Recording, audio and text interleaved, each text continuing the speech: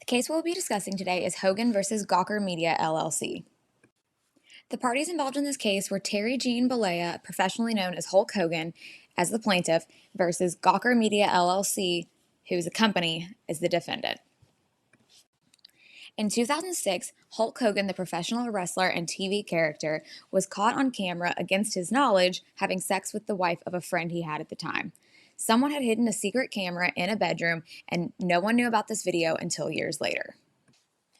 When Hulk Hogan became knowledgeable about this video was when it was released on Gawker Media's website, www.gawker.com, a known celebrity news and gossip website. If you look at the top right, I'm going to read you the caption that was the headline for the video when it was posted.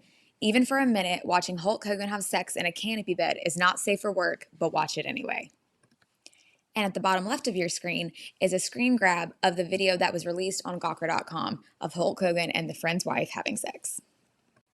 We briefly touched on the facts of the case on the previous slide, but let's go over them again. In 2006, Hogan was filmed again, without his knowledge, having sex with the friend's wife that he had at the time.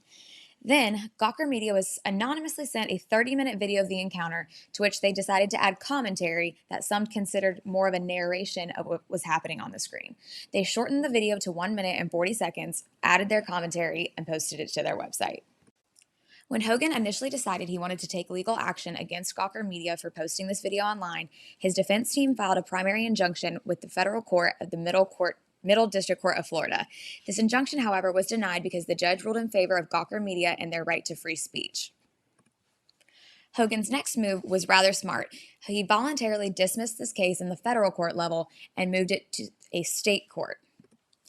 When he moved it to the state court, he was suing Gawker Media LLC for several different violations. In order to resolve this issue, the court had a few things to determine. Were Hogan's privacy rights violated, and was intentional emotional distress inflicted upon Hogan with the release of this video? And their holding decisions were yes to both questions. After only deliberating for 5 or 6 hours, the jury came back and ruled in favor of Hogan. There were several different claims that his legal team made against Gawker Media LLC and the violations that they had made against Hogan. The main ones regarding publication of private facts, intrusion of seclusion, and intentional infliction of emotional distress. The photo on the bottom right is of the 6 people who made this decision. They adamantly stand behind their decision and said that Hogan's emotional state afterwards was a unique situation.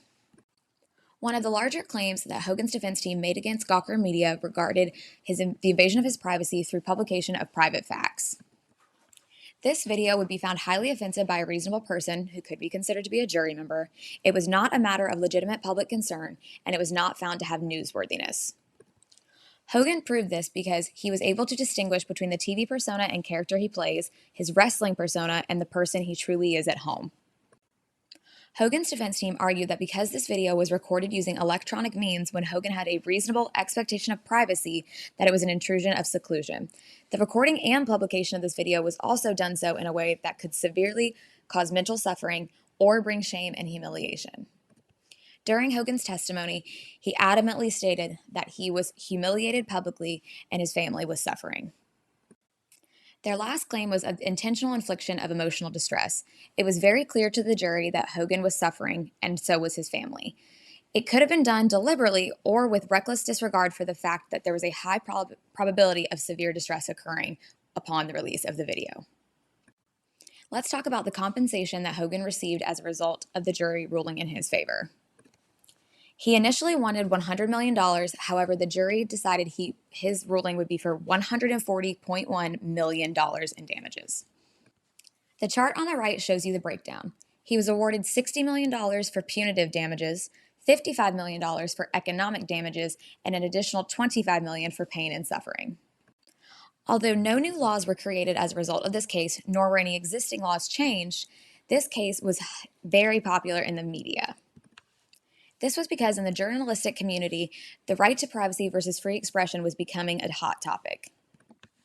The jury ruling that Hogan's right to privacy superseded free expression in this case It remained a hot topic for years to come. I was unable to find any changes or new laws that resulted later from this case. However, it still remains a hot topic today.